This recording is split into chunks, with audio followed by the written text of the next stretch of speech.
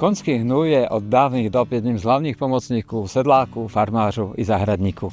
Jeho pomoci sa do pôdy dostávajú cenné živiny i organická hmota. Granulovaný konský hnoj prošiel procesem fermentace, co zjednodušuje a sprístupňuje jeho používání. Manipulácia s ním je jednoduchá, čistá a rýchla. Obsahuje všechny základní živiny, včetne vápniku a hořčíku, také řadu stopových prvků, ako napríklad železo, zinek či mieď. Konský hnoj zvyšuje podiel humusu v pôde, podporuje jej mikrobiálnu činnosť a blahodárne pôsobí na rozvoj kořenové soustavy rastlín. Je vhodný pro hnojení širokého spektra rastlín. Primárne sa využíva pri pestovaní užitkových rastlín, zejména plodové zeleniny, brambor, ale i celeru a bruchovitých plodín. Koňský hnoj lze použiť i ke zlepšení kondice okrasných rastlín, a to jak ve voľnej pôde, tak pri pestovaní v nádobách.